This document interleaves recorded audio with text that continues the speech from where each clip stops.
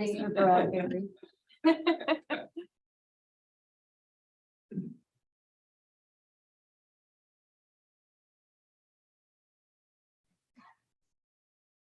Uh-oh, he unmuted himself, but turned off his, oh, there you go. You got it. Just test. Can you hear me all right? Sounds great. Yes, now we can. Here. Thank you. Thank you. Maybe not. I'll try not to scream if I'm coming in too loud. It's impossible. Nope. No shenanigans He for did thee, make- but he not Eye contact. Uh-oh, he unmuted himself, but turned off his, oh, there you go. You got it. Are I'm just going to confuse you. I'll keep turning it on for now. we in the future? It's a time travel thing. We're in the, Yeah, Christian, I think you're gonna have to mute the playback. Oh, was it here? Okay. All right, How do I do that? never mind. You're okay, Christian. Don't mute anything. I'll just turn off the camera and turn off my. Now he is muted. Now I apologize because I automatically assumed the technical issues were with county council. I don't know why I would make that assumption. Can you hear me? Right on time. Can you hear me?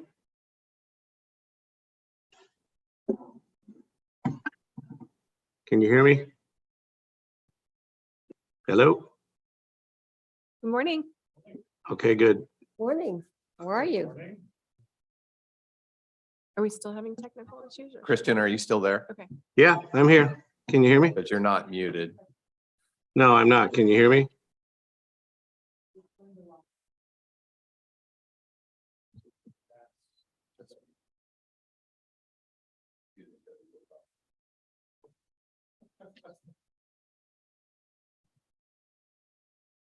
Oh, dear. Okay, we're good. Okay. I'll call to order the Yamhill County Board of Commissioners formal informal session for September 15th, 2022. It is 10:02 in the morning. And Commissioner Kulo, would you lead us please in the flag salute? I pledge allegiance to the flag of the United States of America and to the republic for which it stands, one nation, under God, indivisible, with liberty and justice for all.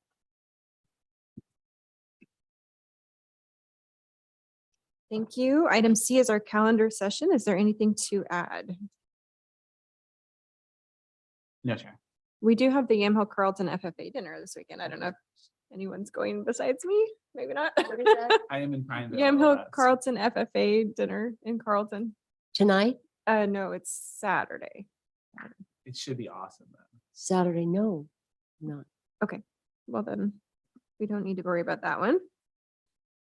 I think that's all I had to add. And the Sheridan, that's Oh, next week. yes. I thought it was this week. The Sheridan Firehouse. Oh, it's- That's true. I know. Do you need- It's too late for It was the, yeah, 25th, 25th, I think. right, anyway, sorry. I was thinking it was Saturday. Okay, anything else to add? Okay. Okay. Item D, public comment. This time period is reserved for public comment on any topic other than an agenda item, quasi judicial land use matter, or a topic scheduled for a public hearing. Do we have any public comment in the audience or on the virtual? In the virtual audience, please raise your hand. I don't think we have any attendees, do we? No. Okay. Seeing none, we will move on to item E, which is our department update. And today we are joined by our district attorney, Brad Berry. Welcome, Brad. Good morning, thank you. Morning.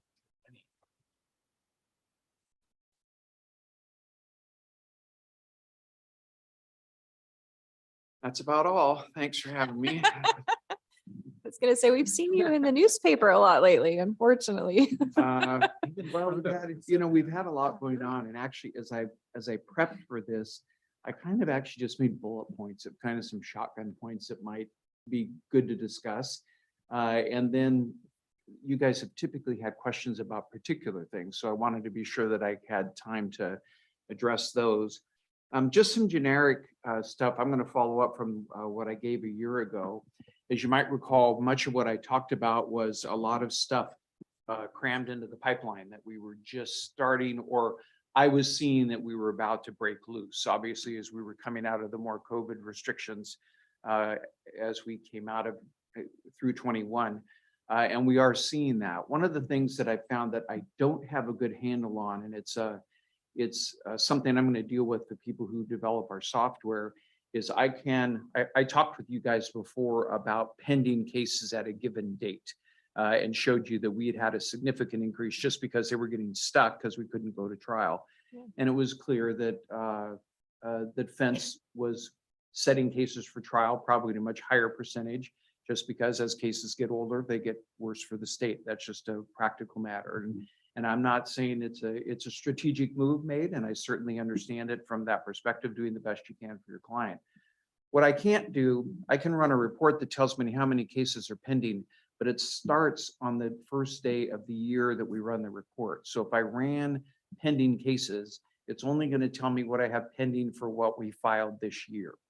And I could do the same thing for 21. It doesn't give me what came in from 20 into 21, what came in from 21 into 22, which that's really, as we've gone through COVID, those are the numbers that are more important. So it's, I'm confident that if we ask for a report to be designed to do that, I could probably get that. But it's kind of it's not a failure. It's just the system isn't designed to give me the number that's important to me today on kind of what's stuck in the pipeline. Having said that, we are trying a lot of cases where it may not sound like it, but we're doing 2 and 3, many as 4 trials a week right now. Yeah. So we are banging the cases out. It creates the upside to that as we get these old cases resolved. I'll tell you, we're losing more cases than we would typically lose because the cases are old and they're harder. You especially get into areas where we have higher trial rates, domestic relations, for example. Those cases never get better with age, and they certainly rapidly get worse with age. But we're still trying those cases. That some, as I've told the lawyers, we're not willing to try the hard cases. We shouldn't be in this business. So we are trying those cases. But that's the good side. The downside to it is we're buried. So you have all the cases that are coming in the door, the referrals that are coming in. Nothing about that has slowed. I ran some numbers on it this morning or in the last couple of days, just so I'd have fresh numbers if you're interested. But the area that we're seeing really interestingly is we continue to see increases in our misdemeanor filings and referrals. And I had expected when I ran these numbers with ballot measure 110, I had expected that we would see a significant drop. Well, we saw a hair of a drop, but not much, which tells me my misdemeanor filings are actually going up. We've gone from, let me pull one sheet out of here that I brought with me. We filed in 2020 and 2019, we filed 125, 100, and 126 misdemeanor possession cases. Those are the ones that became decriminalized by ballot measure 110. And in 2022 to date, and I ran this number on, that was actually this morning, we ran this fresh number. We'd filed 27 for the whole year. So you can see it's, we're not even 1/5 of what we had been filing. There are still possession cases that are still misdemeanors, and those are the ones that are remaining. But my point being that we are seeing, what I did was I ran numbers and then I ran average filings or referrals per month so I could compare this partial year with my other years, if that makes sense. And we've been filing for 2022, we've been filing we've had referred to as 146 misdemeanors per month. That's the highest we've ever had, although we did have 143 last year for the full year. So if you take the ballot measure 10 and you extricate it from those figures, we are clearly climbing with other misdemeanor referrals. Felonies have been relatively flat or actually dropped a little. So that's a benefit to us, especially since we have a lot of those cases going to trial now. So that's aided us a little, but we're really in a difficult place right now with the increased filings. And as you might recall, in requesting additional staffing through the budgeting process, much of what I shared with you was that we need to get relief for the misdemeanor lawyers. The numbers are so significant there. And that's the place I was going to go next. So we've had staffing issues like all the departments have had, and the ability to hire. I anticipate that as of Friday afternoon, we'll have an offer out on on the vacant position we have in my administrative support. It's our entry-level position. It's been very hard to fill our SOS positions. We just haven't had a lot of applicants, but they're full now. And when we went out with the OS2 position, which is our entry-level position, the front desk, I think we had 17 applicants. I mean, a lot. We're interviewing 6 or 8 on Friday, and I expect we'll have somebody hired. It's an entry-level position, obviously. One of the things I'll parrot that Patricia said as we were talking about staffing challenges, it really puts us in a place of trying with people who otherwise we might not hire and see, giving them a chance. And this position is really one of those, it gets people into our world to get that experience. And we almost always promote from there to the SOS positions when they become vacant. We just had 2 vacant for a while now, and we're back up to speed. And I'm really pleased with the candidates we have, our new people. So I'm excited there. Again, that's the plus side. The downside is we're getting almost no applicants for the DDA2 position that we had vacant. I promoted Errol Dorgy a little sooner than I would have normally. He's a really hard worker, really logical mind. He's had a good, excellent learning curve. So that essentially vacated a misdemeanor DDA1 position, but Elisa Ray, one of my senior DDAs, left us 2 weeks ago now. And so that again opened up a DDA2 position as of earlier this week. It doesn't matter what day. We only had 1 applicant for that. With that position, the first review of applications will be today. And so again, it's a difficulty getting a seasoned prosecutor to move from one office to another. The DDA1 position, I don't think closes until next week sometime, or it might be open until filled, but our first review happens sometime next week. And I'm hoping the bar exam results should be out this week, maybe next week. And I'm hoping that may give us a little bit of a push of people wanting to come in and, now I can go get a job as a lawyer, and hopefully some with experience of having clerked or interned in other DA offices, which is often where we've hired. That's experience that we've had in those DDA1 positions. So the long and short of it is we continue to see a significant number of cases referred to us. We are continuing to see the climb in the misdemeanor referrals where we're already stretched. I can't add that other half-time misdemeanor position, which is my intent, to have Errol doing half-time new felony work and half-time relieving the pressure in the misdemeanor area. And I really can't do that until we get back to a full staff, a full attorney contingency. That's kind of, if you talk to state of the department, and from my position, we're trying to figure out where things are going to go while we're shorthanded. And the one last thing I should probably say, because it's important for you guys to understand, the position that was held by DDA Ray is my Measure 57 position. That's funded with JRI funds. So we need to be very cognizant of our requirements under the JRI grant and make sure we're maintaining compliance with that. And I talked with Kate this morning that we're going to probably have to, it requires us to have, not require, our grant says that we will have a single person handling the Measure 57 cases. And so we'll probably have to move somebody to take on that role so that we remain in good compliance with the JRI grant and what we said we would do. That then limits my ability to rearrange the remainder of the deck chairs on the Titanic and figure out how we'll do it. We'll get by. We always, everybody steps up when these things happen. And The Titanic did sink. Though. yeah, the Titanic did Just sink. like a. So yeah, we're hoping to get I'm the sorry to interrupt the you. lifeboat isn't quite full. I'm sure it'll be full. The I'm lifeboat's sure you'll made have- But it is an internal challenge that we've got. And again, we'll make do. The next thing I want to talk a little bit on staffing deals with set-asides. I can't remember if in the budget process, I mentioned to you that we were having a significant increase in requests or motions to set aside records of arrest and conviction. Does that sound Mhm. familiar? Commonly referred to as expungement. They're not expungement. I'll Yeah. just use the term because it's easier to say. We have seen an increase from, we've kept track of them. And I'll pull that number out. So the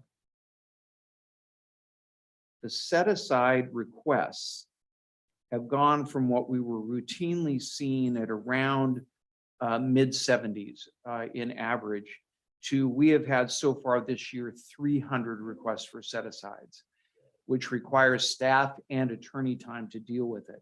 It's interesting that I found out this morning that the courts actually hired an additional staff, and I think it's a part-time staff, so I don't want to oversell it, to handle all of the additional work with their set asides. You may find us coming and asking for authority for a part-time position.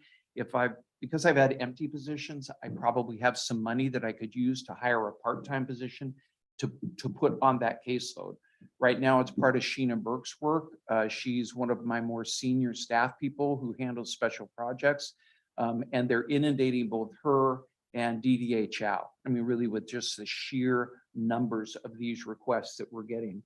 So we're trying to figure out what to do with that. I'd like to see who we get at the front desk. So I really see what talent we have through my administrative staff to see how do we best address this, and is it going to continue? I don't know if we're seeing a spike and we'll see it drop, or if it's going to continue to be high levels, because there's so many cases now that are eligible for consideration to be set aside and they don't go away. I mean, they're out there and you only become more eligible with time on some of them. So again, it's something we're watching because it's creating a significant demand on the office to respond to these motions.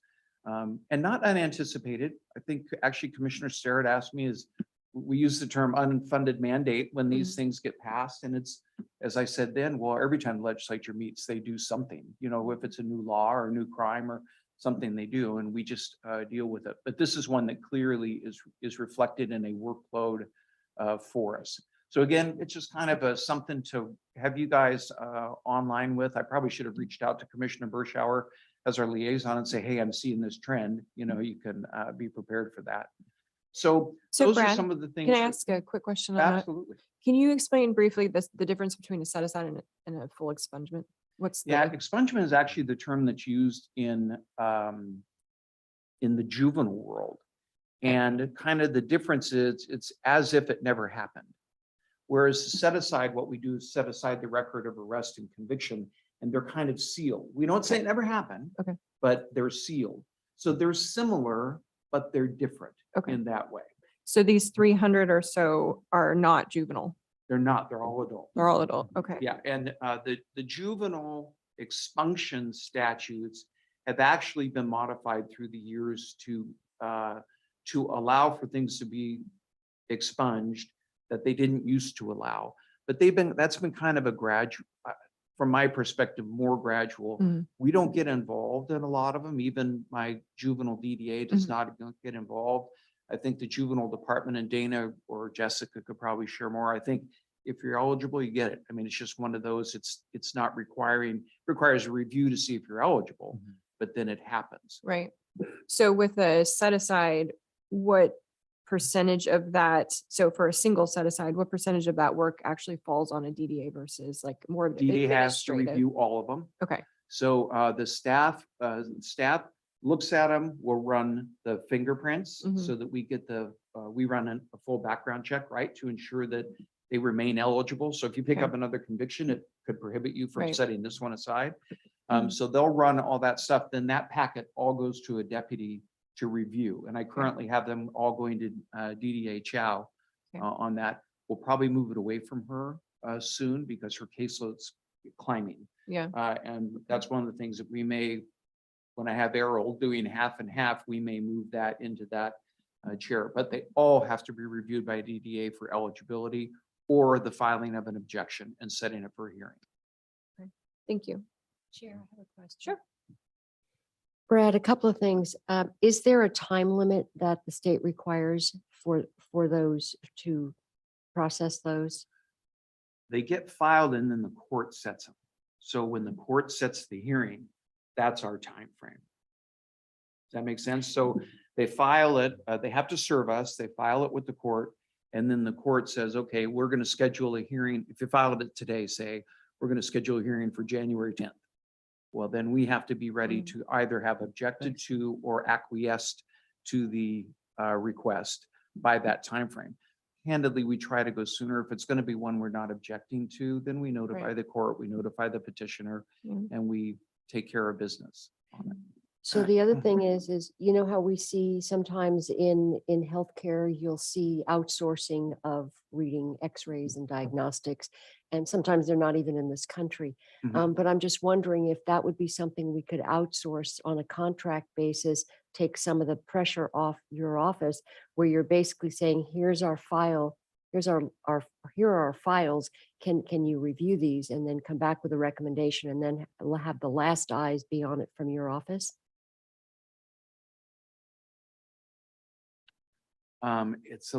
It's funny you raised the medical analogy because our files are confidential. They contain a lot of confidential information that's not subject to disclosure. So it's just like a medical record.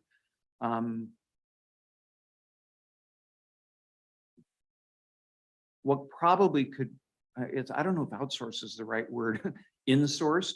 We could probably train someone not as highly talented as Sheena, for example, to put these packages together, the packets together, and then we easily could create a checkbox that then would aid in, okay, we have these documents, right? We're waiting for all these things to come in. We've got them. And it could be one of those, train them, appears to be eligible, appears to be ineligible because, and then it goes to a DDA. I don't see how we could and you were saying, then the last eyes on it, come back to the office. We could probably do that, but it would seem to me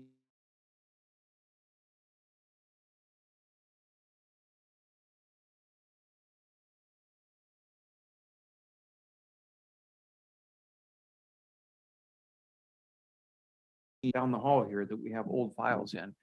And then we pull those up, we scan them. There are things that we do when we get these requests on it. So I just haven't really thought about that as a process. You know, it might be, I don't know, statewide. Do we have a different process than Columbia County and how we deal with them? I don't know the answer to that question. Is our trial court office dealing with it differently than the trial court office in Malheur County? I don't know the answer to that. Might there be a more streamlined process? The other part of it is ultimately with us having last eyes on it, sometimes there might be an argument to be made where we don't want that set aside, right? We have a reason to see that conviction remain active as a historical conviction. And we're the ones that have the dog in the fight, right? We initially obtained the conviction. We may see it differently. And sometimes we'll oppose even if we don't. I would say, Judge, we're not going to acquiesce to this. If the court feels it's appropriate and the law allows it, that's up to you, but we're not going to say, okay, we disagree that should be happening on this case. And that again, it's last eyes, we have the last run at it. And so your analogy or that suggestion would still satisfy that last piece. Okay, makes sense. Thank you. So are these set asides, is there a trend in terms of what the convictions were or the type of conviction, or is it more age related? Yeah, the bill that expanded really expanded it greatly, what Okay. we set aside. Okay. And it's significant. Nobody asked, but I disagreed with as broad as it was. You know, actually the DA's Association was involved for years in these negotiations. And then in the short session, they suddenly passed this bill that really opened the doors wide. It has impacts on things like repeat property offenders. I mean, suddenly now you could set aside this prior conviction that otherwise would have been a qualifying prior conviction to make you subject to Measure 57, and you can keep doing that. So you go out and you commit another theft one. Well, you wait, you set that one aside. You could do another one now, and so you never technically become eligible for what the voters clearly supported, Right. increased accountability for repeat property offenders.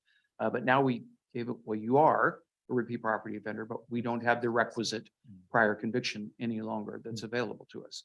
So it did expand it greatly on what you could set aside. Okay, thank you. Mhm. I have a quick question on the misdemeanors, but I don't know if you want to Go ahead. go back to that. So you said in 2019, we had 126 misdemeanor filings? No. Okay. In 2019, we had 1,623 referrals for misdemeanors. Okay. And what I mentioned is that I divided it out on average, that would be 135 referrals per month. I think that's the number you might have been thinking of. Okay, per month. So then now we have on average 146? Now we're running 146 per month. And Okay. that's through September 13th.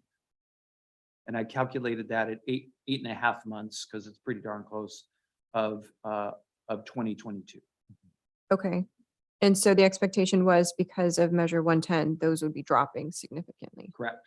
But they're Oh, not. you know what you're talking about? You're talking about the drug cases. When you said 26, so we went from, in 2020, we had 126 misdemeanor possession of a controlled substance referrals. Okay. And so far in 2022, we've had 27. So Okay. yes, those drug referrals have significantly dropped, but our numbers of misdemeanor referrals are still climbing. So what's the nature of those? I mean, Yeah, I haven't broken them down Just kind of- to see. We have the ability to do that. There's so many statutes. Okay. So we can, I can do things like run a DV stat. So we know our DV cases climbed through COVID. okay, They did statewide, and ours did too. I actually, as you guys know, I've had a dedicated domestic violence prosecutor. And because Stephanie's been doing that, it's about a 3-year sentence or term that, excuse me, we put the DDAs on. Because it's a very difficult caseload and it's easy to get burned out on it. So we just split that in half, and now Greg Jones, DDA Jones, is handling half of those to give Stephanie some relief. And then once we get back to a full staff of DDAs, I'm going to pull her out of domestic violence cases to give her a break from them. But so we know that those were up. Okay. Now, do I have more DUIs? Or we have more property offenses? I've not run those specific numbers. We can break down some of that. Excuse me, and Commissioner, I'm happy to sit with Carla and say, hey, what kind of numbers what can we show in misdemeanors that what are our percentages, and get you like a pie chart of some of that if that's of interest to you. yeah, it's just, that's really interesting. If you take the drug related crimes out, what is that? What's accounting for that increase? We do have, well, and I don't want to go too far. I know in 2020, we saw a bump in misdemeanors that were caused by people candidly with some mental health problems. And because those cases would come in and we couldn't deal with them, they'd be released and they'd go out and again get arrested and again get arrested and again get arrested. We had 2 individuals in particular I can think of, one in McMinnville and one in Newburgh, that I think we finally pushed to hold them when we had between 15 and 20 active cases Yeah. on them, and they knew nothing would happen. There were certainly other issues there other than there were behavioral health issues, but there was clearly criminal conduct. There was no question that they knew what they were doing, they weren't supposed to do. You don't just roll into Fred Meyer and stuff meat in the corners of your wheelchair and roll out and not know that you're not supposed to do that. So, we were dealing with some of both of those issues. But suddenly now, when I have 2 defendants who amount for almost 40 cases, that causes a bump that is a bump we should be recognizing that's out of the norm. Yeah. Kind of thing. Yeah. So we don't have that. I'm not seeing that today. That's the only reason I brought it up. Well, occasionally muni courts will send them to us because they don't have the resources on the back end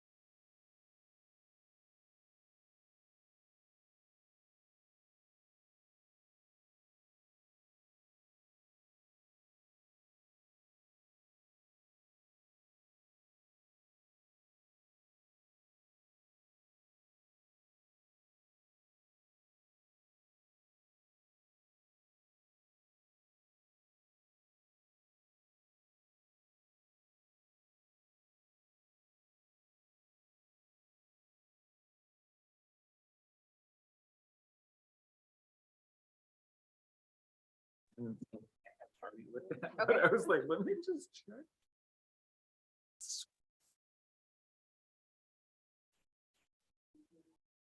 Christian, can you hear us? Yes, I can again now. Well, we can't hear you, Christian. Wait, are you talking?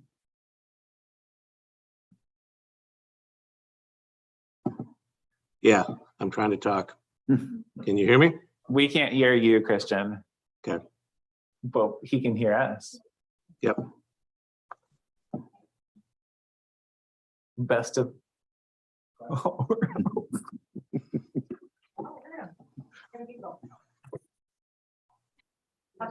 Is it because you sent him a gift?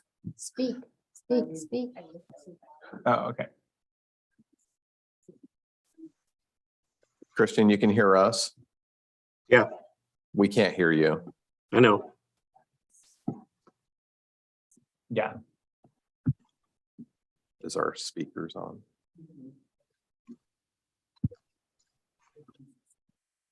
Okay, are we live again?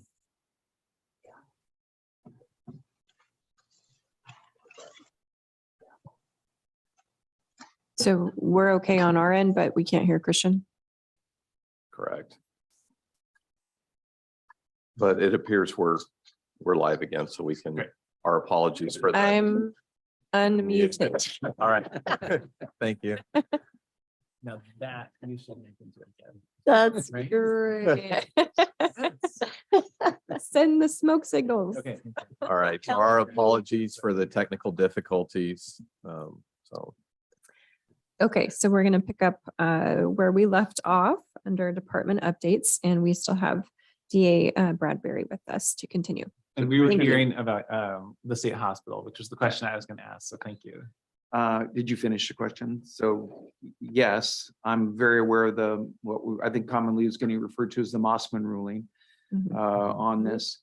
We actually have a meeting this afternoon, a Zoom meeting between behavioral health, county counsel's office, me, corrections. I'm sorry, I should have put me last, but corrections. We have the jail involved because they should be probably the jail. And it's in particular to a release scheduled for, I think, the 25th. Does that sound right? The 25th.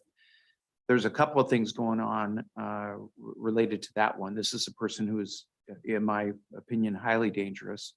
And that's recognized by the hospital, but they're saying the ruling says they've got to release him. So I started in discussions, I think Director Beach advised that they got notice of this release going to happen. He's currently over there on an aid and assist. But we know that there are a lot of other issues. So we will be looking this afternoon at options, what's available to us. I had a chance to talk with Jason Hennis yesterday. And I know Lindsay's involved in the conversation. There's a lot of people involved in this and trying to figure out options. It's a little frustrating. I know that this topic came up at the DA's meeting yesterday that I couldn't attend. Just a little historical perspective, because I think it's important. One of the things of being older and gray now is I've watched a lot of this. And you might recall when the funding was done to completely redo the state hospital, which sorely needed to be redone. They reduced the size of the state hospital in the sense of the number of beds that were there. The idea being that another secure facility would be built, and I think it was Cottage Grove, which then they never funded. So we ended up with kind of legislative assertions that will start here with the remodel of OSH. It's going to reduce in size in the sense of number of beds, but we'll have this additional facility which we'll bring online, and then they never did. So what it did is puts more pressure on OSH. And that's always been problematic for us for years. So there's nothing new about this. What's new is suddenly we're under what they used to call a consent decree, right? When the feds get involved and they say, you're going to do X, Y, Z, and now we're going to watch you do it, make sure it gets done. And that's kind of where we are now. So we're having to look at options. We're having to look at how much time do we have from notice of release to actual release. Holton actually sent out a note this morning pointing out that we're supposed to get at least 30 days notice from the hospital. And this order only became in effect the 1st or 2nd of September. So that this guy should not be getting out. We're going to act as if he will get out on the 25th and be ready as we can. But it's bringing a lot of pressure to bear on resources locally for alternatives on it. Civil commitment, dangerousness, there are different statutes that might cover. I talked with Jason about a director's hold. We have physician holds. I mean, there are all kinds of things that can happen. It's just how do we best go about that, such as we ensure, one, the safety of the individual, because many of these individuals will self-harm. And secondly, when we see them as highly potentially dangerous in the community, how do we protect the community with alternative ways where we can't assure that someone's going to be held at the hospital? So that's it's more work, candidly. That's our job, to keep the community safe. We're going to do it as much as we can. So do we know where this individual is going, or what is our responsibility The when issue this will be, individual's? he should come back to jail because Yeah, he's I was gonna ask currently about at that. OSH on an Mhm. aid and assist Right. eval and restoration, to restore him to the ability to aid and assist in his own defense. Okay, Well, they're going to release him because they've been ordered to release him. And so technically he should come back to jail. But I don't think, again, we don't know what does that look like? Does that mean the court has to release him? Because we have no process to get him restored. And then if in fact we have to release him, but there are a lot of questions that are up in the air Mhm. now. And it's not just here. This is a statewide issue that but we have to deal with. We've got this one on fire. It's imminent, yeah, and we've got to figure out what to do with this particular individual. So forgive me for getting into the weeds, but this is a person who was detained in the county's jail, but with an aid and assist, they were transferred to Oregon State Hospital. Are they not still in the custody and jurisdiction of the sheriff's office and the jail? They Yeah, are in a different facility. So wouldn't the sheriff's office still be responsible for them? Or am I? But that's the question Totally. we don't know. So if we I no see. longer, if the system does not have the ability, we bring this person back. Yeah. We know that this person, by all assessments, is unable to aid and assist in their own defense. Mhm. And they can't be restored, right? Because now we can't have them in the facility that would work on that, that Mhm. would aid them in that. Right. Then the question comes, do you have the right to continue to hold them when they can't aid and assist? We know we have a hard, Yeah, I see what we you have a hard stop by Mhm. statute now. But what do we do between then and now? And that's just, Mhm. as Jody's nodding, that's one of the unanswered questions. Is the hard stop Honest. by statute or by court order?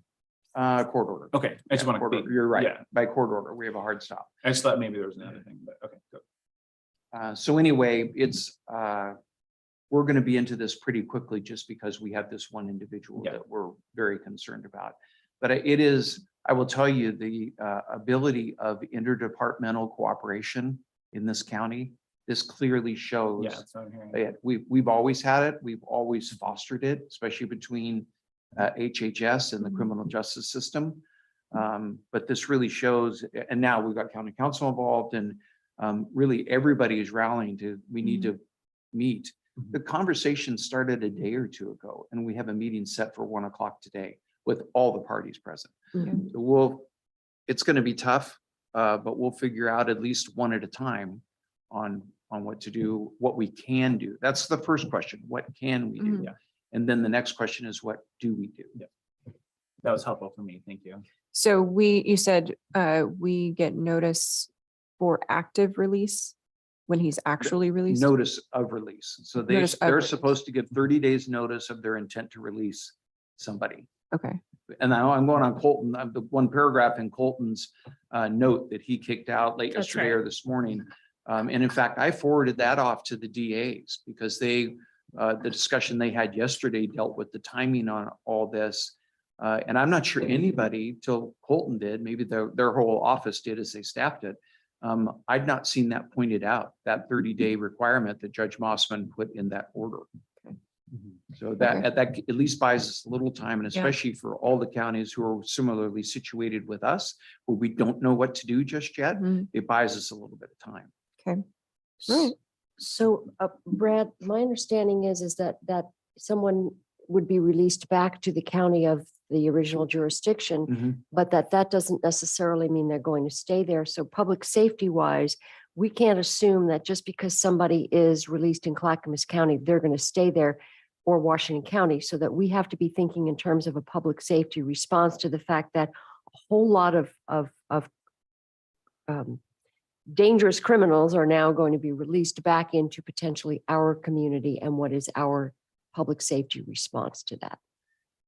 Yes. But it is going to have to be a team approach. So let's assume for a moment that we decide that in this case that we have coming up, that the best avenue would be, for example, a director's hold and filing of a civil commitment. Then we have to go through that process. Now that just starts the process. So what I don't know is going to happen, and I'm sure we'll have this discussion.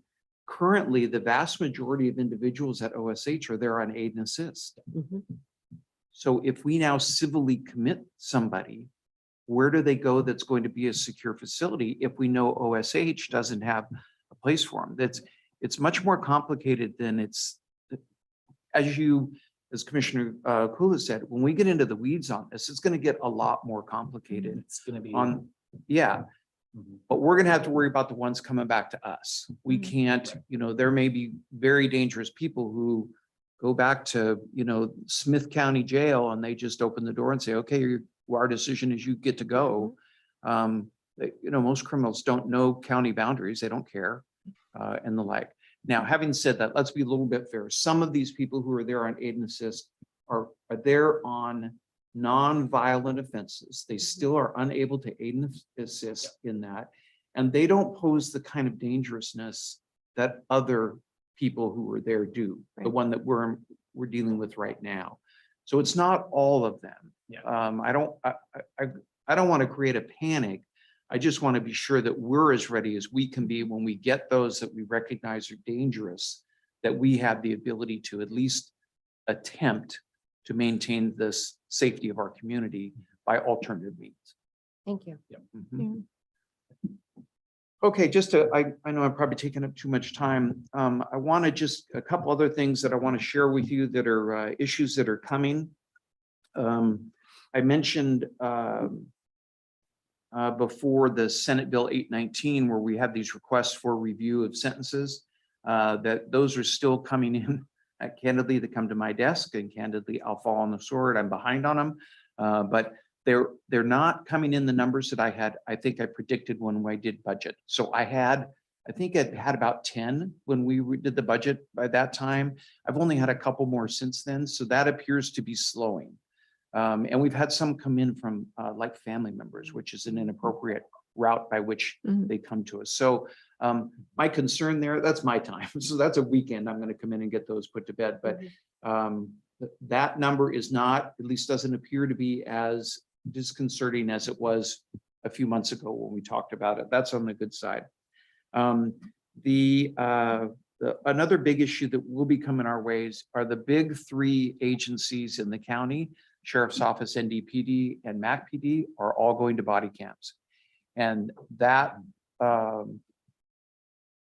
will pose a significant personnel issue for us, because we have to review this footage before we can provide it in discovery. And how we go about that, and how we don't have that bandwidth today. But just as a warning, that's going to be something that we won't have a choice but to deal with once it is implemented. I think body cams are a good thing, candidly. I think they're good for the community, for the transparency that the community has in seeing how law enforcement engages. I think it's good for law enforcement.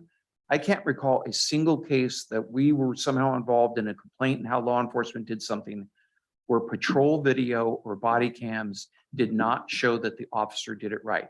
I'm confident that it's happened, that it showed they did not do it right, but we've not had that. And so, well, one case I can think of actually. So I think it's good for law enforcement. And I think law enforcement is recognizing that. but for the overall demands on the system, it creates a heck of a problem from our perspective on what we do with all of this footage. And let's just think about it. If you have 5 officers who all have body cams and they're on scene for an hour, we now have 5 hours of video that we have to review before kicking it out in discovery. Some parts may need to be redacted. That's additional timing that will be involved. I think we've avoided the issue that I might have mentioned, not this last budget cycle, but the one before on storage costs. It looks like we might have that through evidence.com, Axon, other things where the law enforcement will store it. We actually reach out to there and get it, which is good. We won't have that redundancy in storage that would be necessary.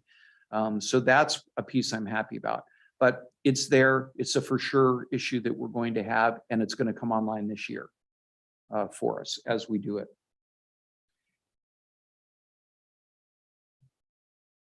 I mean, unless you have other questions, I've got other little notes and bullet points here of stuff that I thought I might talk about, but we've kind of gone on some more important issues and spent time there. So I'm happy to answer any other questions or very gracefully, well, maybe not, but leave. So, Commissioners, any further questions? I don't, but thank you. It was very helpful. You're Thank you Thank you very for your much. questions. And we appreciate Thank your you. staff and all the work that you do. Thank you. I have people. Hi, Kate. Didn't even know Kate was here. Okay. All right. Thank you. I always Thank you. appreciate the chance for these updates. It really is. I like talking about our office. I'm proud of our office and the people we have. We're really lucky to have them. They work really, really hard. It's fun to share that. Yes. Thank you. Thanks. Thank you.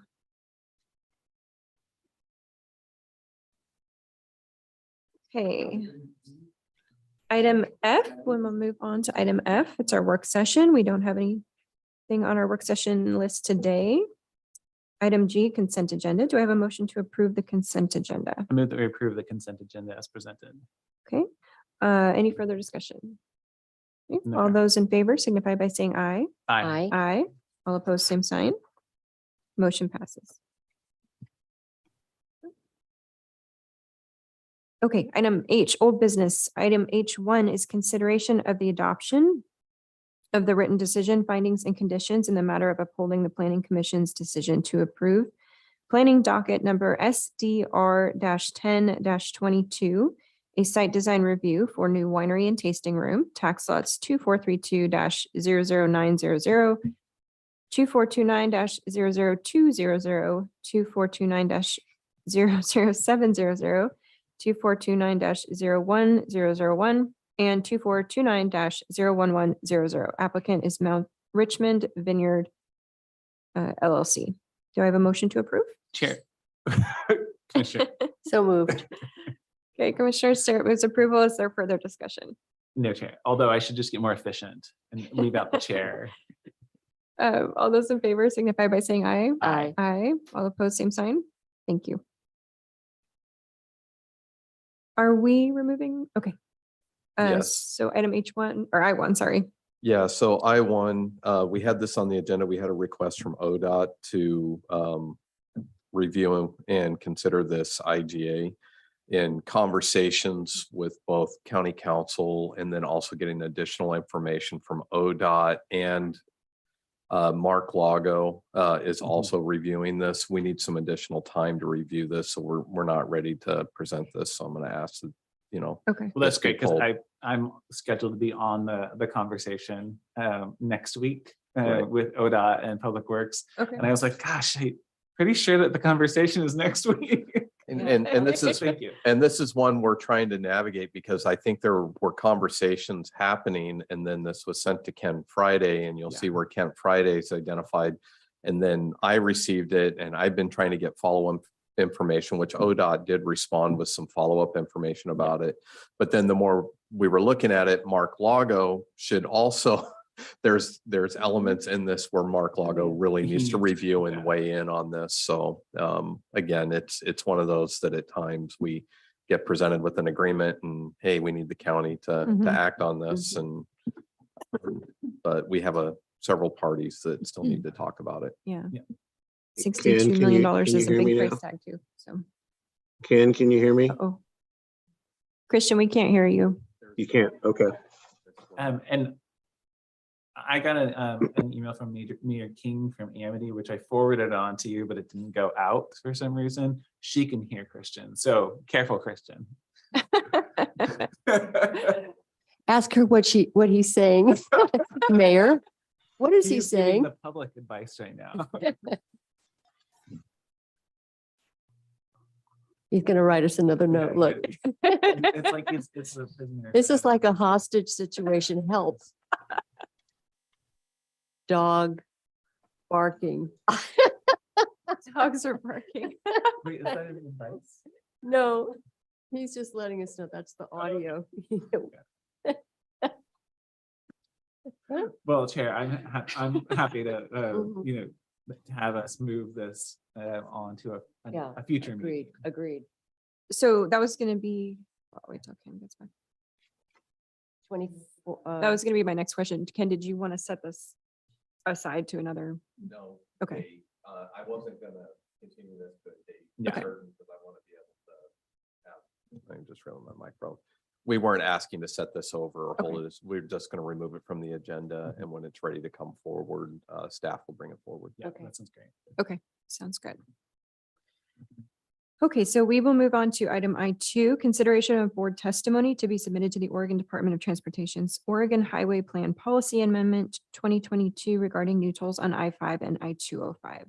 So commissioners, I added a letter of testimony to the packet.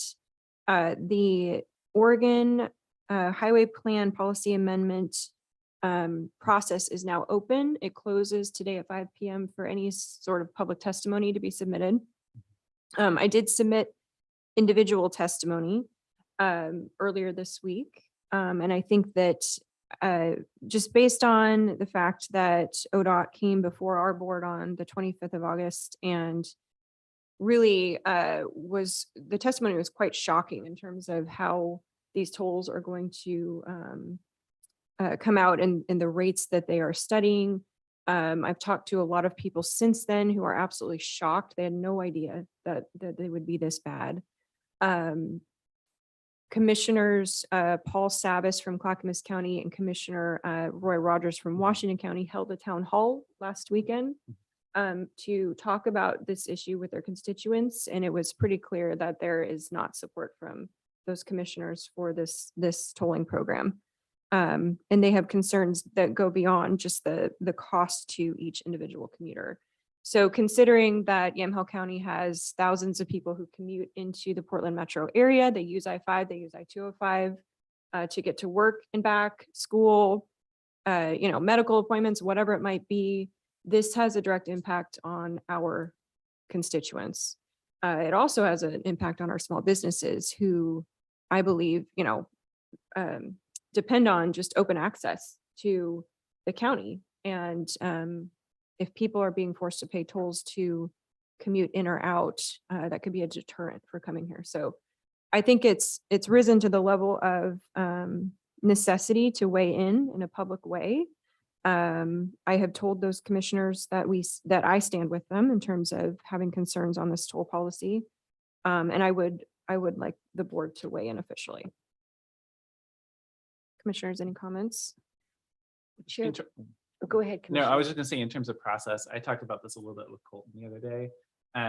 We both looked over the plan, the proposed plan amendment and then kind of the timeline that there's then the Rules Advisory Committee who develops that pulls together which hasn't been formed yet, right? The Rules Advisory Committee hasn't been, because they'll get this, the ODOT forms it, and then the final recommendations then go to the OTC. Colton and I thought that it might be the most effective to actually weigh in at the Rules Advisory Committee, and because there'll be multiple opportunities, they'll be able to amend it as they go. Because as you've probably seen, the draft amendment to the Oregon Highway Plan is very sparse, right? Like Mhm. if we're saying something, it's not really focused on a particular thing because it really is just generic language that goes into authorizing tolling in these project areas, right? And so my thought was that I think it would be more helpful based upon what I talked about with Colton to actually weigh in with specifics at the Rules Advisory Committee and at the OTC level. And mostly that, there's the process and timeline of it, but it's also like, it's now is the end of the comment period for the plan amendment draft. So, but sorry, you were about to say something. I was just thinking about in terms of process rather than substance. And I think the timing of this, thank you, Commissioner, the timing, I mean, the process in this timeline seems to make sense only because we had a presentation where someone answered, somebody from ODOT, basically, Mr. Pryor said, when we asked him just a basic question about some of the concerns, we'll figure that out later. So we know that there's a significant cost factor. We know that there's still so much that's not been determined. And we also know that now with Oregonians looking at the potential of an exorbitant rent increase coming next year, we know that inflation is through the roof and folks are really struggling with inflation costs for gas and groceries, that this is really not something we even want to consider to put on their backs. So I see it basically, it's a non-starter for us to ignore this. And I would be in favor of weighing in now and weighing in all along the rest of the process. In other words, that we would consistently be present in terms of our comments and our input. Yeah, I don't disagree, Commissioner Coyle, that we should weigh in on at that point in time too, but I heard some feedback from the commissioners town hall this weekend, and some of the legislators that voted for House Bill 3055 were in the room. Mhm. And there was shock when some of the testimony that we heard directly from ODOT came forward from the constituents. And then there was this sense of, well, from the legislators, we didn't know what we were voting for. There's a lot of backtracking going on right now. And so for me, at least at this point in the road, we're weighing in on the policy of this. And it's important to push back and make sure ODOT understands that there's significant concern over them going forward with anything at this point. So I'm just thinking about this from so I read the letter because actually somebody forwarded it to me from the public record from ODOT. And he was concerned because it had all of our names on it. And so just that I want to note that in the past, I have not been permitted to use letterhead that includes all of our names. So just a process point there when I'm submitting my own personal testimony. But the second part of it is that what I'm wanting to know is, is it your proposal that there not be any tolls to cover the cost of projects on I-205 and I-5? Because that's really what the plan amendment is the Correct. draft plan amendment is we're allowed to have tolls. Mhm. And so are you saying no tolls? I'm saying, well, first of all, I think the public needs to be able to vote to approve tolls, and that there needs to be a Oh, okay. direct benefit to paying the toll, meaning I will pay a toll to use a lane that gets me to the airport in 20 minutes versus paying a toll that allows me to sit in the same traffic that I've been sitting in all along. So there needs to be a direct benefit. That is not what is being fleshed out in the plan. That's what the plan amendment says. I just want to, that's one of the But amendments. to part it. of the testimony that we heard was 60% of it's going to pay for a new department that will be run by the state that is basically an administrative department. That toll revenue will go towards paying for projects in Portland that have nothing to do with Clackamas, Washington, or Yamhill County folks. And so I'm not sure that they have proven that there's a direct benefit. In fact, I see the opposite. So I do plan feel that it amendment, is worth. I just want to be clear. By federal law, you have to have the tolling go to improve the road that you're planning to toll. So I just want to note that, wherever the lines are between Clackamas County and Multnomah County, I'm not super concerned because I know that it's by federal law, you have to. And I know that you know a lot more about Right, tolls. I but will part of the recognize that. plan is to add an extra lane to 205 in a very short distance that is not going to solve the bottleneck that happens here or here. That's my point. It's like, we're gonna be But paying you're saying that based upon tolls. your understanding rather than the traffic engineers, or have you done modeling of it? I just, I'm saying the public needs to be able to vote on what they're gonna pay for. and is that, would that be similar to like how the gas tax is part of the Constitution and how it's used? Would it be part of the Constitution? Is that what you're proposing? When I asked Garrett Pryor if any of this money, if any of the tolling revenue would go to pay for light rail projects in Portland, Mhm. that was a specific question I asked him. Yeah. He said potentially yes. So I don't know I thought you were where, asking about for the bridge. That was the question you had asked is, will this be used for light rail over a future bridge? Which is separate from the, I think I separate just said from the light rail conversation we're projects. having, right? I've watched that video over and over because I wanted to make sure that I knew what I was asking him. He said potentially yes. Light rail projects in Portland is how it was phrased. Right, they would be on I-5 or associated with I-5. Yeah. And that's a Right. different toll. That's not even the toll we're talking about. That's, you know, the $200 a month. Wait, Or- which one are we talking about? Because my understanding is that we're talking about the I-205 and I-5, like mobility projects and the tolling associated with them. Are we not talking about that? The one we just he specifically discussed is I-205. That would cost $4 per direction if you go through both bridges. That's $8 a day. We did not even discuss I-5, which is the Boone Bridge, which is where they want to set the tolls up. And what he is basically saying is, I can toll on I-5 here so long as the revenue is spent maybe somewhere else on I-5. And if that project involves light rail, then that's what it's going to go towards. I think that our constituents deserve more transparency and a more direct benefit from what they're paying. Do you, so going back to tolling, so you think that tolling should be put to voters, but is it tolling in general, or do you think it's specific to these, like, I think they call them the mega projects on I-5 and I-205? Are you saying Well, like we've had specifically major toll projects? bridges. We've had tolling before in Oregon, but it was temporary. It was not a permanent structure. This is a permanent plan. If you look at how ODOT is going about advertising for this, it is a permanent department that they're setting up. And so there's an action in the plan amendment that's proposed that says, once the project is completed, congestion pricing may be authorized, may be considered to continue improving congestion and mobility. So would that be one that you would want to specifically call out as like we oppose this action? I'm just thinking about like I what we're did call like out. specifically focus on in the plan amendment. Yeah, I did call out congestion pricing. Okay, I'm sorry that, well, because did you call it out as in like we oppose continuing congestion pricing after the project completion? Because that's what would be effective, right, for ODOT, is to hear that that's an opposition, is that we don't want to have it go past the end of the project payment. Well, I think that's pretty much what I said in my letter. Okay, I'm sorry, I don't have it in front of me because I have another copy of it. Would you like it?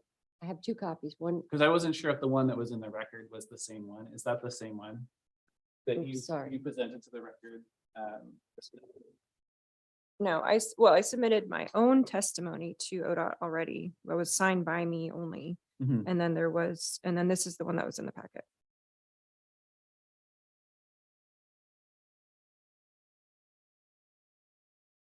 I think what's before the board today is, this is, you know, we can look at this, the specifics of the proposed project, which the details are really pretty nebulous. But I think what we're saying at this point is when you look at the impact to, I know that Clackamas and Washington County have been very, very vocal and in representing their constituents. And I think this is one of those things that you don't know about, and our constituents have no idea until it's too late. And I don't think that it is ill-advised to do a sort of a preemptive strike, if you will, to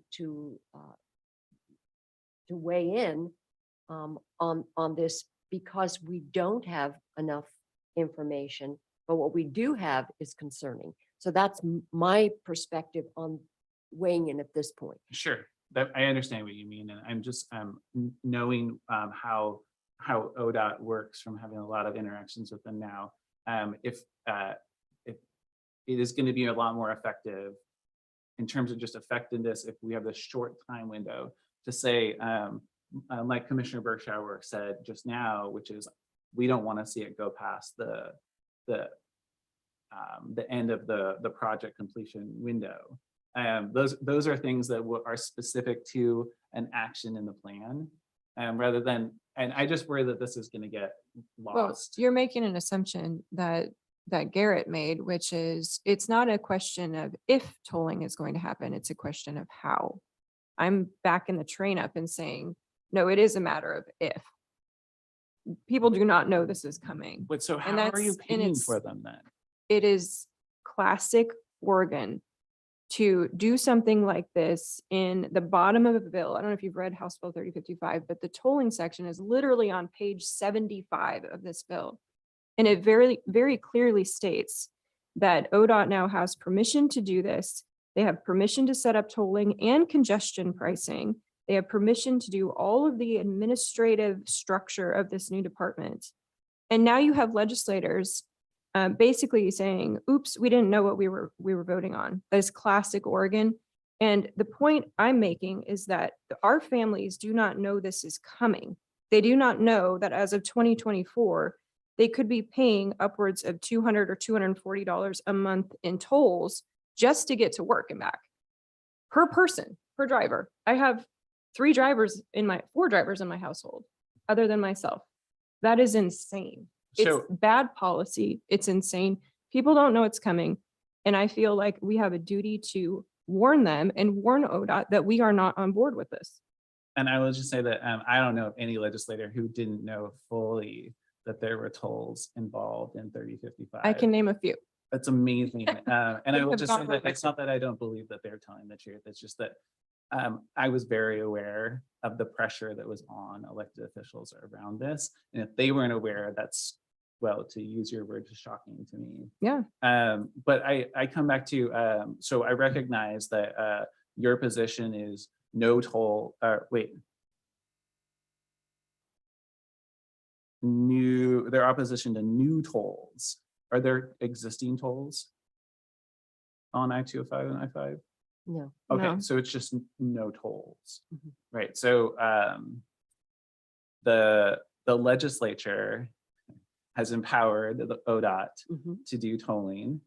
It's in statute. So ODOT's position is the legislature told us to do this, Mhm. right? Mhm. We've been authorized to do this. And I think even before that, I know Chair Hagerberg had told me that he worked with Senator Johnson back in the day to include tolling in the state highway plan a long time ago. Mhm. It's just that it wasn't authorized for this particular area, I guess. But if you're saying we don't want any tolls, none whatsoever, that is different than saying, oh, well, you don't want them to go past the end, or we don't want them to go for anything except for this particular lane. And so I'm hearing a lot of different things, but what I'm ultimately hearing is no tolling. And so if that's the letter that you want to submit, then that's not one that I'm going to sign on to, because it's not going to go anywhere until you have the legislature change the statute.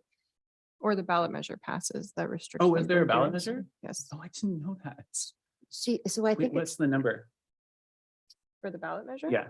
It's for 2024. I don't know. I have to look. it Okay, up. I'm sorry to It's- interrupt you, Commissioner. I just No, didn't know that. That's okay. The other thing is we've seen time and again that the legislature has passed legislation that upon passage has been enormously cumbersome, and they've had to actually go back and go, wow, this is not what it was, the unintended consequences. It happens at the federal level, and it certainly happens in Oregon with great regularity.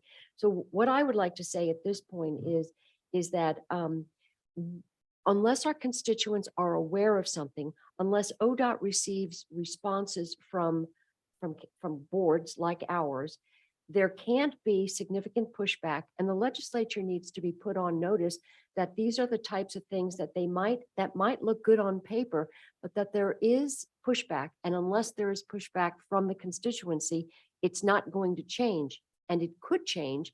And again, ergo, we have a, a ballot measure, but I would like to say, and I would like to call the question whether or not the board is willing to sign on for this letter of testimony. I don't have internet. Otherwise I would send you Oh, the, gosh. send you the bill number. I can't get No, it up. I put it Um, down on my notes to learn more about it. Okay. And we have the motion, and so I want to make a comment, but just during further discussion. Okay. Yeah. Okay, so Commissioner Starrett moves approval of item I2. Is there further discussion?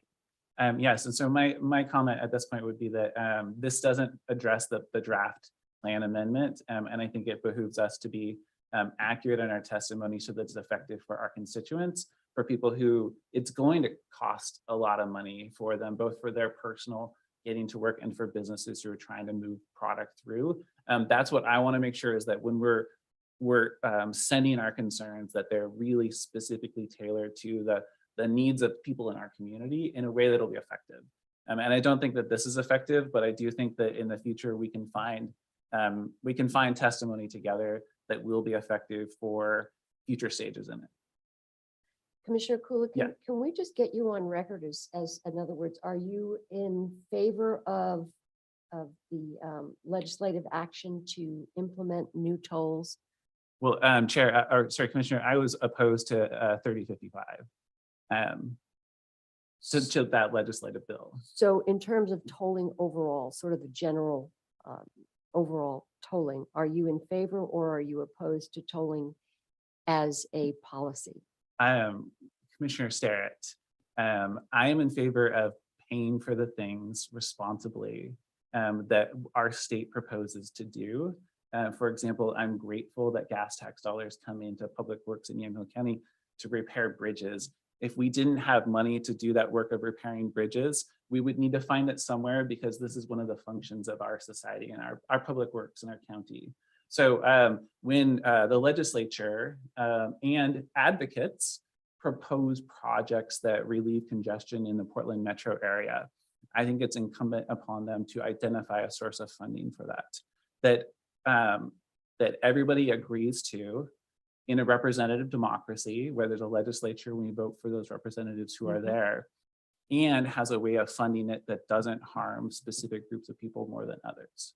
So that people actually who are using it get a benefit from it and are not unduly burdened. So I know that there will be people in our community who are unduly burdened by this project as it's proposed, and yet it still needs to be funded. Isn't that correct? No, I was just going to ask you, is that a yes or a no? That's what I figured you'd ask. Is that a yes or a no? Are you in favor of tolling? This letter doesn't say. No, I'm anything not about asking it. you about the letter, Commissioner. I'm asking you if you, Commissioner Kula, on record today, will go on record as whether you are in favor of the implementation of tolling on I-5 and I-205. Are you in favor of tolling? I guess I get to ask you that question then too, if we're asking each other questions. No, I'm asking you to answer the question. I don't have to do what you asked me to do. Okay, I'm going to take that as a you are in favor of tolling. I mean, it's interesting when someone asks you a question, or you ask me a question, I'm going to be able to answer it, yes or no, right? So you ask me, am I in favor of tolling? I'm going to tell you no. So if I ask you if you're in favor of tolling, you're going to give me a long answer about the legislature. Just Commissioner Starrett, we've wandered far afield from the topic at hand, but I do want to ask you then, are you in favor of building road projects without proper funding for them? no, I asked, can you just answer that first and we'll go on to the next question. Are you in favor of tolling? Commissioner Starrett, Okay, I think, and this is part of, we really do need to move on. So thank you, Chair. okay, well, but I think this is the it record show. reflects the problem, because you can always get down into the weeds on a policy and discuss the ins and outs of it. But at some point you have to pull back and say, is this really healthy for our families and our commuters and our folks who are having to pay for this? And my argument is no, this is not. Our rents are going up 14%. Interest rates are going up next Wednesday by 0.75%. We're now up to over 6% on interest rates. We have a significant slowdown in our economy. We learned yesterday that, 30% of the healthcare jobs that we had prior to COVID didn't come back online. This is a horrible time.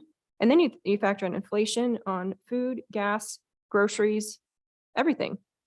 It's a horrible time to do this. So we can get down into the weeds on tolling policy, but at this point, this is so shocking and egregious that I feel that it warrants us weighing in and standing with our colleagues in Clackamas and Washington County and saying, whoa, this is not good policy. We need to take a step back here. So that is the point of the letter. I welcome weighing in with public testimony for the Rules Advisory Committee. Yeah, I think that'll That's be an great. important thing. I mean, If Commissioner you- Starrett made it that point too, but we will, I'm sure. Yeah, if you would like to tailor testimony that is more specific, we absolutely can discuss that. I just think this is horrible policy.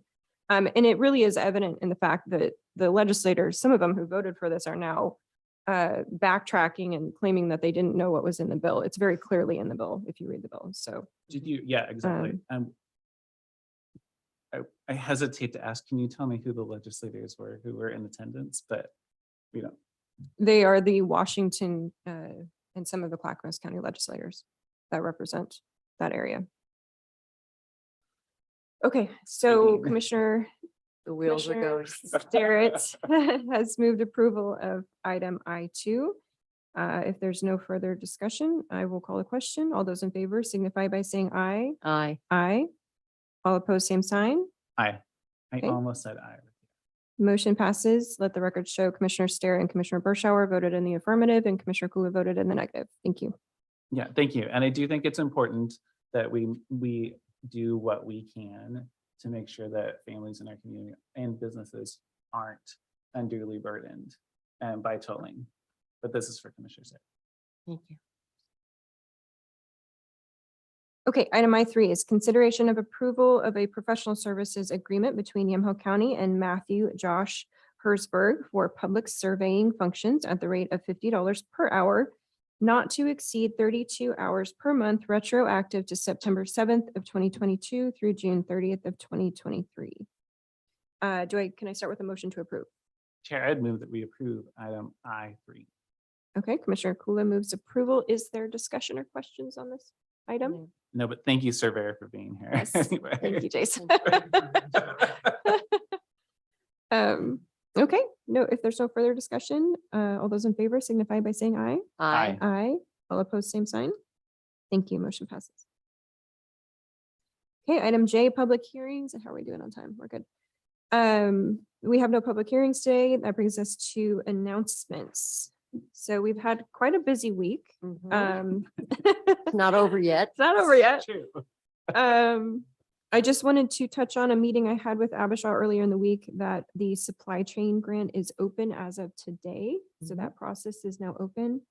I believe it's on the website. I haven't checked this morning, but it's supposed to be up on the website. So the link in the portal should be there. And that will be open until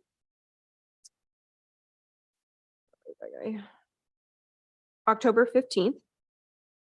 And they do have some folks who have expressed interest in supply chain grants and proposals for that. We had a question that I wanted to ask the board. So the committee, the grant committee that is supposed to look at and vet the supply chain grants is technically a SEDCOR committee. It's not a county committee. It's not a committee that reports to us. And so Abishaw just wanted to make sure that we're okay with them choosing the committee members because technically it is their committee. And I expressed that that's likely okay. I would ask today, but it's likely okay, so long as there's no conflicts of interest, like, somebody's not sitting on the board who's also submitting an application. That'd be a And good, she that'd be a good I prerequisite. mean, I think that's what we agreed on when that was presented to us, but Ken is making a face like you may want to add something. You're good. You're good. Okay. Okay. Maybe it was that's what we agreed when Abishaw was here, and I stand by that. Do you want to talk about the Willamette Workforce Partnership? No, I was just Oh. gonna add that I need to have some follow-up communications from Abishaw. Okay. Because I'm not in the loop on any of this, Okay. on the status and, and there's nothing up on the website, because usually if Okay. there's a request like that, especially from a contracted entity to post something, that'll go through IT and I usually get contacted and I'm not Yeah, familiar with any of this, with any of the dates or timelines or the status of things. okay. I saw the ad in the paper. Yeah, they Me have too. been, there was some advertising, but I think she mentioned that she'd reached out to IT, but they were pretty backlogged with some other more important things that they're working on. So it wasn't a for sure that it would be up today, but Yeah, and That that's would where be the ideal. communication should have been with me because I Yeah. can readjust priorities as needed, especially as something that's tied to a timeline that's been advertised and everything else. It So goes to you and then sometimes. Chain of Sometimes. command. Yeah. Org chart. okay, so that quick update on that. I attended the SEDCOR Awards yesterday, the annual awards ceremony, and it was a packed room. And just real briefly, DCI Project Oasis was recognized as one of the top community projects of the year. And then also the city of Newburgh was recognized for their work in response to DCI, the fire, and just getting them into the Rite Aid building. So that was That some was- very big. It was like, it was such a combination of creativity and like Mhm. willingness to Yeah. just put in the work. It was yeah, great. Yeah. yeah. So Yamhill County was very well represented there. Willamette Workforce Partnership Healthcare Consortium that Commissioner Cool and I attended yesterday as well. Interesting sort of economic statistics. We have come back to what's considered full employment. Although for every 10 job openings, there are 6 people applying. So there's still a inequality in the number of people who are in the workforce. Going forward, that could be a concern. But specifically looking at healthcare, when COVID came on, in terms of the jobs, the layoffs and the job losses, they've now gone back and looked at, where did those people go? Did they come back? A lot of them did come back to the same job. Some of them are still in healthcare, just in a different department but same industry. But about 30% of them did not come back to healthcare. So it was sort of the precursor for these issues that we're seeing with the labor force in HHS and elsewhere, hospitals. What are the Home health or no, residential facility. residential care Yeah. facilities? Yeah, Which was a bigger, it was clear that Yeah, more people who've lots been of laid off were, had moved on to other areas or were Yeah. gone from the payrolls. Yeah. Which was interesting. So, one of the things that I asked about was the vaccine mandate, obviously, especially in the rural areas, that the feedback was that the vaccine mandate really kind of pushed some people out and they didn't come back from it. So, hindsight is 2020, but I'm thankful that Yamhill County did what we did and fought to protect medical freedom.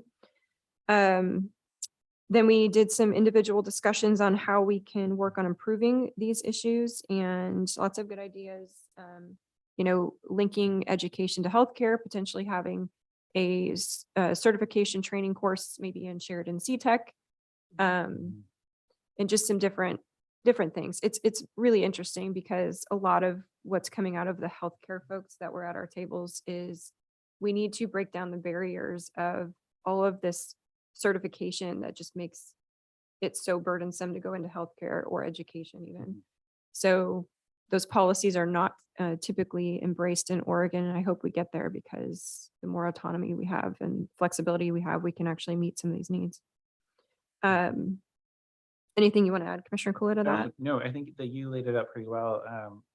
I had to leave a little bit early, but our group really talked a lot about that. And I think one of the visions that at least came out of our group discussion, where we had Anthony Belize and the director of ambulance services in Woodburn, and then folks from the CCO, the local CCO here, was the reducing of the barriers so that like young people can see a vision for themselves in a future and are supported along that. So, if they get a certification at CTech West, that there's somebody along the path who says, okay, you're now in a healthcare world. That's really awesome.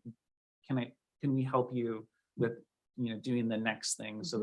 that, somebody who has a CNA can actually have a path to an RN who then has a path to a QMHP or whatever, because Anthony Louise was talking about how, having like a bilingual mental health counselor is such a rarity. Yeah. And there's so many people who need them that, really shepherding folks through the system so they feel supported and keep going seemed like a really important part of it. And it kind of gets to your point about barriers and like an incremental step approach.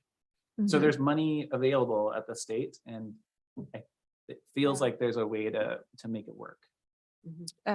What was the fund? I want to say free something, but it's not right.